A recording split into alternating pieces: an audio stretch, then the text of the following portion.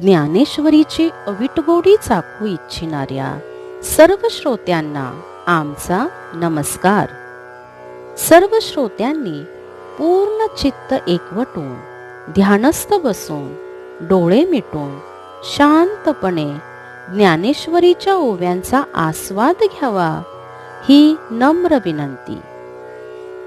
अध्याय 6 भाग 5. या भागापासून पुढे संपूर्ण अध्याय 6 कुंडलिनी शक्ती जागृती, आपल्या शरीरात असणाऱ्या 3 नाड्या इडा, पिंगला आणि सुषुम्ना या नाड्यांचे वर्णन तसेच 7ही चक्रांचे वर्णन आलेले आहे. ज्या साधकांना कुंडलिनी शक्तीच्या जागृतीची इच्छा आहे त्यांनी डिस्क्रिप्शन बॉक्समध्ये दिलेल्या लिंक फॉलो करून परमपूज्य श्री माताजी निर्मला देवी यांच्या कृपेत आपली कुंडलिनी शक्ती सहजच जागृत करून घ्यावी. आणि कुंडलिनी शक्ती काय आहे, ती कशा प्रकारे उठते, ही लिंक देखील डिस्क्रिप्शन बॉक्समध्ये शेअर केलेली आहे. कुंडलिनी शक्ती जागृत करून घेणे हा प्रत्येक मानवाचा अधिकार आहे आणि त्यासाठी आपल्याला सद्गुरूची प्राप्ती करून घ्यावी लागते. सद्गुरूच्या आशीर्वादाने विनासायास आपली कुंडलिनी शक्ती जागृत होते आणि साधकाला दोन्ही हातांच्या बोटांवर आणि टाळूवर थंड लहरींच्या स्वरूपामध्ये या शक्तीची जाणीव होते. याला ज्ञानेश्वर माऊलींनी चैतन्य लहरी असे नाव दिले आहे. ओवी क्रमांक 201. तव करसंपुट आपैसे वामचरणी बैसे, बाहुमुळी दिसे थोरी वाली, माझी उभारलेनी दंडे, शिरकमळ होय गाढे, नेत्रद्वारीची कवाडे लागू पाहती, वरचिले पाती ढळती, तळीची तळी पुंजाळती, तेत अर्धोन्मिलित स्थिती उपजे तया, दिठी राहोनी आंतुलीकडे, बाहेर पाऊल घाली कोडे, ते ठाई ठाओ पडे नासाग्र पिठी. वज्रासनात बसल्यावर द्रोणाकार होऊन दोन्ही हातांचे तळवे आपोआप डाव्या पायावर टेकतात. त्यामुळे दोन्ही खांदे उंचावलेले दिसतात. नंतर उंचावलेल्या दोन्ही दंडांच्या मध्ये मस्तक रुतून बसते आणि डोळ्यांच्या पापण्या आपोआप मिटू लागतात. डोळ्यांची वरची पाती मिटतात परंतु खालची पापणी विकास पावते. त्यामुळे डोळे अर्धवट उघडे राहतात. दृष्टी ही आतल्या आत डोळ्यातच राहते, ती पुन्हा बाहेर येत नाही. जर कौतुकाने बाहेर आलीच तर ती नाकाच्या शेंड्यावर स्थिर होते. ऐसे आंतुचा आंतुची रचे, बाहेरी मागुते न वचे, म्हणून राहणे आधिये दिठीचे ते तेची होय, आता दिशांची भेटी घ्यावी, का रूपाची वाट पहावी, हे चाड सरे आगवी आपैसया, मग कंठनाळ आटे, हनुवटी हे हडवती दाटे, ते गाढी होऊनी नेहटे वृक्षस्थळी. वरच्या बाजूने डोळ्याचे पाते आतच राहते, बाहेरील आत जात नाही. त्यामुळे डोळ्यांची अर्धी उघडलेली आणि अर्धी मिटलेली अशी अर्धोन्मिलित दृष्टी नाकाच्या शेंड्यावरच स्थिरावते. अर्धोन्मिलित स्थिती एकसारखी कायम राहते. आता चोहोकडे पाहण्याची अथवा रूप विषय निहाळण्याची इच्छा आपोआप नाहीशी होते. मग गळा आकुंचित होतो. हनुवटी गळ्याखालच्या खळगीत रुतून बसते आणि मान गच्च होऊन छातीला रेटू लागते. माझी घंटिका लोपे, वरी बंधू जो आरोपे, तो जालंधरू म्हणिपे पंडू कुमरा, नाभीवरी पोखे, उदर हे थोके, अंतरी फाके हृदय कोशू, स्वादिष्टाना वरिचिले काठी, नाभीस्थाना तळवटी, बंधू पडे किरीटी, बोढियाना तो. अर्जुना, त्यामध्ये कंठमणी म्हणजे गळ्याची घाटी अदृश्य होते. असा जो बंद होतो त्याला जालंधर बंद म्हणतात. वोडियाना बंद बेंबीवर पुष्ट होतो. पोट खपाटीला जाते आणि हृदय कमल आत प्रफुल्लित होते. अर्जुना, शिश्नावरील काठास आणि बेंबीच्या खालच्या भागास जो बंद होतो त्यास वोडियाना बंद असे म्हणतात.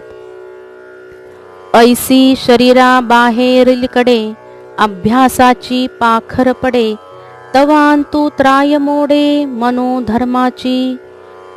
कल्पना निमे प्रवृत्ती शमे, आंग मन विरमे सावियाची. अशा बंद मुद्रांनी शरीराच्या बाहेरच्या अंगावर योगाभ्यासाचा ठसा उठतो. आतल्या बाजूस मनाच्या चंचलतेचा जोर नाहीसा होतो. कल्पना नाहीशी होते. मनाची बाह्य विषयाकडील ओढ थांबते आणि सहजच मनाची आणि देहभावाची जाणीव नाहीशी होते. क्षुधा काय जाहली, निद्रा केऊती गेली, हे आठवणही हरपली न दिसे वेगा. जो मूळ बंधे कोंडला, अपानु मागवता मुरडला, तो सवेची वरी साकडला फुगुधरी. शोभलेपणे माझे, उवाईला ठाई गाजे, मणिपुरेसी झुंजे राहोनिया. भूक काय झाली, झोप कुठे गेली याची त्याला किंचितही आठवण राहत नाही. अर्जुना, नुकत्याच वर्णिलेल्या मूळबंधाने किंवा वज्रासनाने कोंडमारा झाल्याने अपान वायू शरीरात माघार उलटतो आणि दाब बसल्यामुळे त्याला फुगवटा येतो. त्याचा क्षोभ झाल्याने तो अनावर होतो. त्या कोंडलेल्या जागी गुरगुरू लागतो आणि नाभीस्थानी असलेल्या मणिपूर नावाच्या चक्राला मधून मधून धक्के देतो. मग थांबली ते वाहटुळी, सैंग घेऊनी घरडहुळी, बाळपणीची कुहीटुळी बाहेर घाली. भीतरी वळी न धरे, कोठ्या माझी संचरे, कफपित्ताचे थारे उरोने दी. धातूंचे समुद्र उलंडी, मेदाचे पर्वत फोडी, आतली मज्जा काढी अस्थिगत. नाडीते सोडवी, गात्रांते बिघडवी, साधकांते भेडसावी परी बिहावेना. व्याधीते दावी, सवेची हरवी, आप पृथ्वी कालवी एक वाट. यावरही थांबून ठेवलेली वावटळ सगळीच्या सगळी शरीराचा अंतर्भाग ढवळून काढते आणि बालपणापासून साचलेली घाण बाहेर टाकते. मग ही अपान वायूची लाट आता सामावणे शक्य नसल्याने कोठ्यात शिरते आणि कफ पित्ताचा ठाव ठिकाणाही उरू देत नाही. मग हा उसळलेला अपान वायू रुधिरादी सप्त धातूचे समुद्र उलथून टाकतो, मेदाच्या पर्वताचा चक्काचूर करतो आणि हाडाच्या गाभ्यातील मज्जा सुद्धा बाहेर काढतो. वायुमार्गाच्या नाड्या मोकळ्या करतो, गात्रे शिथिल करतो आणि नवशिक्या साधकाला भीतीही घालतो, परंतु साधकाने भिवू नये. तो व्याधी उत्पन्न करतो, परंतु लगेचच त्या नाहीशा करतो आणि शरीरात जे पृथ्वीचे पाण्याचे अंश आहेत ते एकात एक कालवितो. आता पुढील ओवीत कुंडलिनी शक्तीचे वर्णन केले आहे. ओवी क्रमांक 221. तव येरीकडे धनुर्धरा, आसनाचा उबारा, शक्ती करी उजगरा कुंडलिनीये. नागाचे पिल्ले कुंकुमे नाहले, वळण घेऊणी आले सेजे जैसे. तैशी ते कुंडलिनी मोटकी औटवळणी, अधोमुख सर्पिणी निजैली असे. विद्युल्लतेची विडी, वन्ही ज्वाळांची घडी, पंधरेयाची चोखडी घोटी व जैसी. अर्जुना, दुसरीकडे आसनाच्या उष्णतेने कुंडलिनी नावाची शक्ती जागृत होते.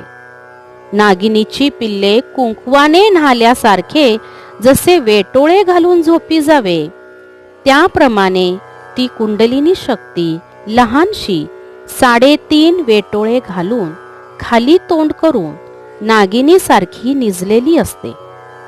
ती विजेची वाटोळी कडी म्हणजेच वलय घालून अग्निज्वालांची घडी किंवा उत्तम सोन्याचे चकचकीत वेढे तशी ती कुंडलिनी शक्ती दिसते.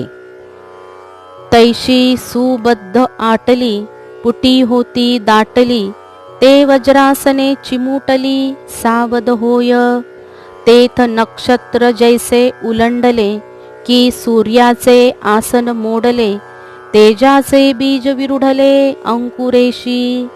तैशी वेडिया ते सोडिती, कवतिके आंग मोडिती, कंदावरी शक्ती उठली दिसे.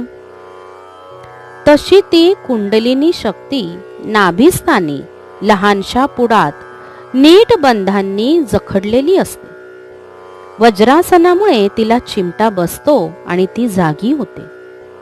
त्या जागी नक्षत्र जसे आकाशातून खाली पडावे किंवा सूर्याचे आसन मोडावे किंवा तेजाच्या बीजालाच अंकुर फुटावा, त्याप्रमाणे ती कुंडलिनी शक्ती वेढे सोडीत सोडीत सहज लीलेने अंग मोडीत नाभी कंदावर उभी राहते. सहजे बहुता दिवसांची भूक, वरी चेवविली ते होय मीश. मग आवेशे पसरी मुख ऊर्ध्वा उजू, तेत हृदय कोशा तळवटी, जो पवनू भरे किरीटी, तया सगळे याची मिठी देऊ निघाली. मुखीचा ज्वाळी तळीवरी कवळी, मांसाची वडवाळी आरोगू लागे. साहजिकच पुष्कळ दिवसांची भुकेली त्यातच चिमटून जागृत केल्यामुळे ती आवेशाने तोंड पसरते आणि सरळ उभी राहते. अर्जुना, हृदय कोशाच्या खालच्या बाजूस जो वारा भरलेला असतो त्याला आपल्या मिठीत कवळते. मुखाच्या ज्वालांनी खालीवर व्यापते. सर्व कवटाळून मांसाचे घास खाऊ लागते. जे जे ठाय समांस, तेत आहाच जोडे घाऊस. पाठी एक दोन्ही घास हिया ही भरी, मग तळवे तळहात शोधी, ऊर्ध्वीचे खंड भेदी.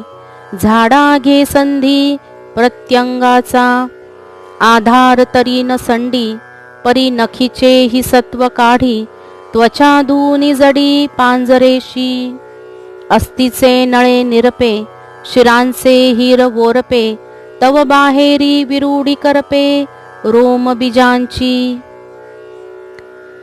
जे जे मांसल भाग आहेत आणि तेथे तिला सहज घास प्राप्त होतात. शेवटी हृदयाचे 1-2 घास गट्ट करते. नंतर तळहात आणि तळपाय यांचा शोध घेते. वरील अंगाच्या मांसखंडाचा भेद करते आणि मग शरीराच्या प्रत्येक अवयवाचा फडशा पाडण्याची संधी पाहते. तरी आपली जागा ती सोडित नाही. नखातील सत्व देखील काढून घेते आणि त्वचा धुवून पुसून काढून हाडांना जाऊन भिडते. हाडाच्या नळ्या निरपून घेते.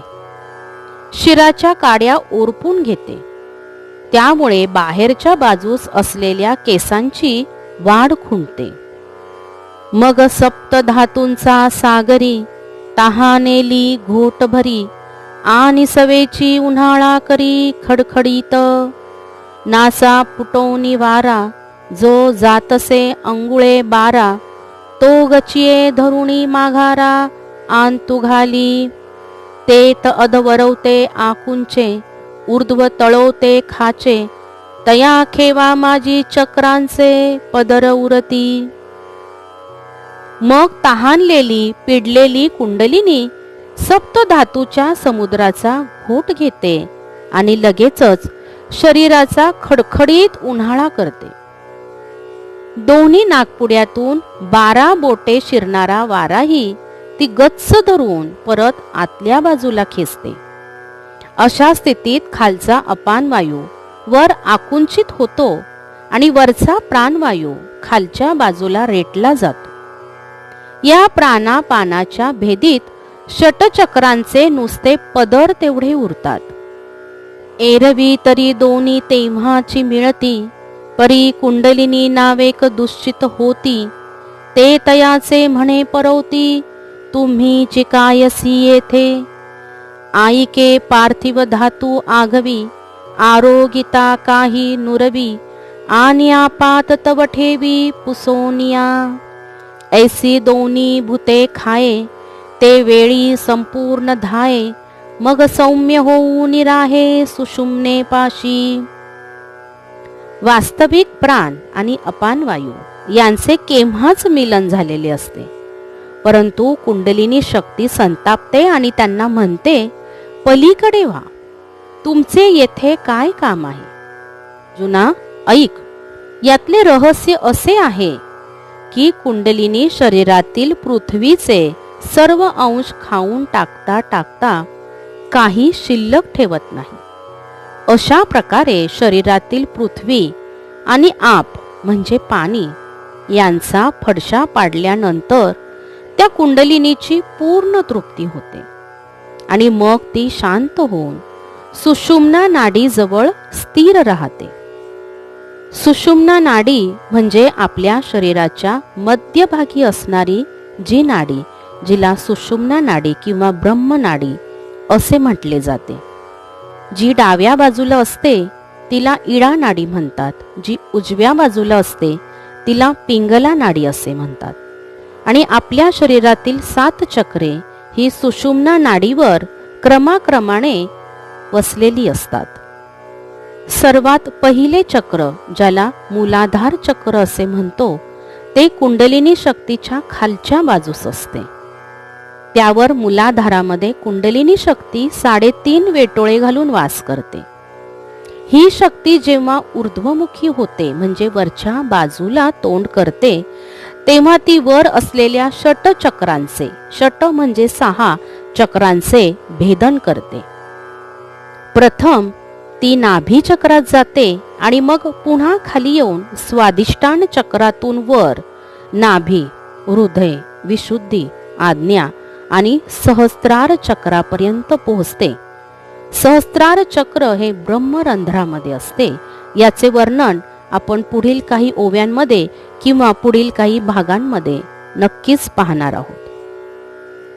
तेथ तृप्तीचे निसंतोषे, गरळजे वमिमुखे. तेणे तियेचे निपियुषे प्राणुजिये. तो आगी आंतुनी निघे, परी सबाय निवउंची लागे. ते वेळी कसू बांधिती आगे, सांडिला पुढती. मार्ग मोडिती नाडीचे, नवविधपन वायूचे. जाय म्हणूनी शरीराचे, धर्मू नाही. तेथे तृप्त होऊन समाधान झाल्यावर कुंडलिनी मुखाने जी गरळ ओकते, त्या अमृताने प्राणवायू वाजतो. तो प्राणवायू त्या गरळाच्या आगीतून बाहेर पडतो आणि मग आतले आणि बाहेरचे शरीर शीतल करतो आणि तेथे पूर्वी हरवलेले गात्रातील सामर्थ्य पुन्हा नवचैतन्याने, जोमाने भरू लागते. परंतु नाड्यांचे वाहने बंद झाल्यामुळे स्थानभेदाने असणारे वायूचे 9 प्रकार म्हणजे अपान, व्यान, उदान, समान, नाग, कूर्म, कुकर, देवदत्त आणि धनंजय हे वायूचे 9 प्रकार नष्ट होऊन एकच प्राणवायू उरल्याने शरीर धर्म नाहीसे होतात. ओवी क्रमांक 244 ही अतिशय महत्वाची ओवी आहे. इडा पिंगळा एक वटती, गाठी तिन्ही सुटती. साही पदर फुटती चक्रांचे हे. मग डाव्या आणि उजव्या नाकपुडीतील इडा, पिंगला या दोन्ही नाड्या एकवटून तिन्ही गाठी सुटतात. म्हणजे 3 नाड्यांच्या गाठी, इडा, पिंगला आणि सुषुम्ना या 3ही नाड्या आपल्या कपाळाच्या मध्यभागी आज्ञा चक्रावर एकवटतात. शरीरातील 6ही चक्रांचे पदर फाटून जातात. म्हणजे आपल्या शरीरात वर असणाऱ्या 6ही चक्रांचे पदर फाटतात आणि कुंडलिनी शक्ती आज्ञाचक्रातून वर चढते. मग शशी आणि भानू ऐसा कल्पिजे जो अनुमानू, तो वातीवरी पवनू गिवसिता न दिसे. बुद्धीची पुळिका विरे परिमळू घ्राणी उरे, तो ही शक्ती सवे संचरे मध्यमे माझी. असे झाले म्हणजे नागपुड्यातून वाहणाऱ्या त्या वायूला चंद्र आणि सूर्य अशी उपमा देतात. हे वायू नाकापुढे कापूस धरून पाहिले तरी दिसत नाहीत. नाकापुढे धरलेला कापूस हलविण्या इतके वायूचे अस्तित्व उरत नाही. बुद्धीचा विकसितपणा नाहीसा होतो. घ्राणेंद्रियातील गंध ग्रहण करण्याची शक्तीही कुंडलिनी बरोबर सुषुम्ना नाडीत शिरते. तव वरिले कडोनी ढाळे चंद्रामृताचे तळे, कान वडोनी मिळे शक्तिमुखी. तेने नाळके रस भरे तो सर्वांगा माझी संचरे, जेथीचा तेथ मुरे प्राण पवनू. तातलिये मुसे मेन निघोणी जाय जैसे, मग कोंदली राहे रसे वोतलेनी. तैसे पिंडाचेनी आकारे ते कळाची का अवतरे, वरी त्वचेचे निपदरे पांगुरली असे. तेव्हा वरच्या बाजूस असलेले चंद्राच्या 17व्या कलेचे अमृताचे तळे हळूहळू कलंडून तिरपे होते आणि कुंडलिनीच्या तोंडाला लागते. त्या नळीने कुंडलिनीमध्ये जो अमृतरस भरतो आणि तो सर्वांगात शिरून प्राणवायूच्या रूपाने सर्व गात्रात जेथल्या तेथे मुरून जातो. तापलेल्या मुशीतील मेण उडून गेल्यावर ती मूस ज्याप्रमाणे ओतलेल्या धातुरसाने भरून वाहते, त्याप्रमाणे शरीराच्या आकाराने जणू काय त्वचेचे आवरण असलेले एक कांतीचे तेजस योग्याच्या रूपाने प्रकट होते. म्हणजे त्याची कांती तेजस्वी होते. त्याच्या जिभेवर त्याला अमृतरसाचा अनुभव येतो आणि तो अमृतरस संपूर्ण शरीरभर पसरल्याची जाणीव त्याला होते. येतपर्यंत 250 ओव्या समाप्त झाल्या आहेत. यापुढील ओव्या आपण अध्याय 6वा आणि भाग 6वा यामध्ये पाहणार आहोत. राम कृष्ण हरी. राम कृष्ण हरी.